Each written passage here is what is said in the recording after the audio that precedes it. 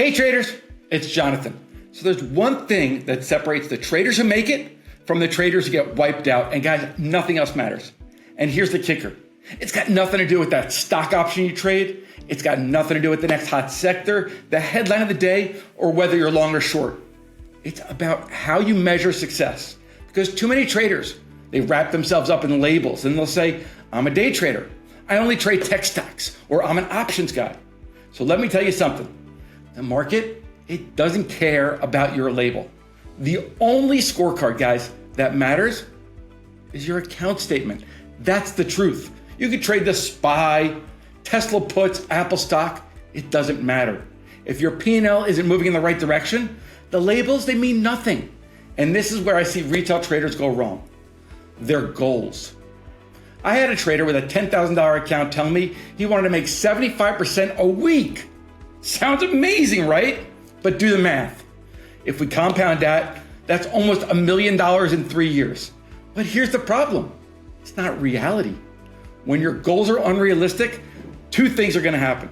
First, you're always going to feel like you're failing, even if you're doing well. And second, you're going to start swinging for the fences. You're going to take reckless risks to try to hit these impossible targets.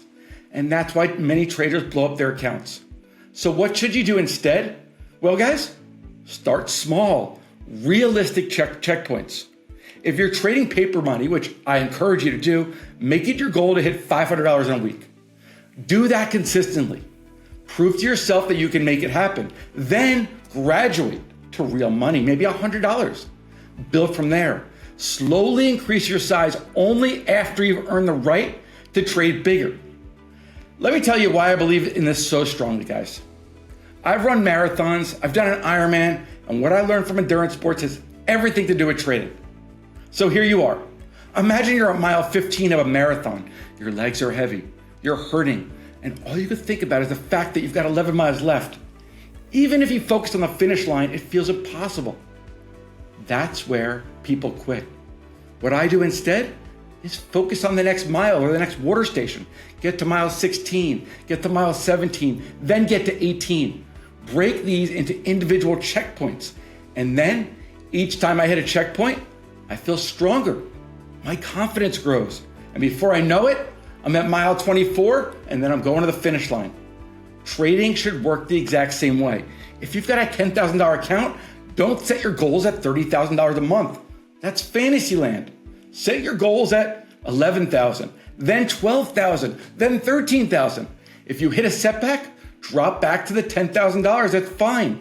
And then focus on growing your account again, one checkpoint at a time.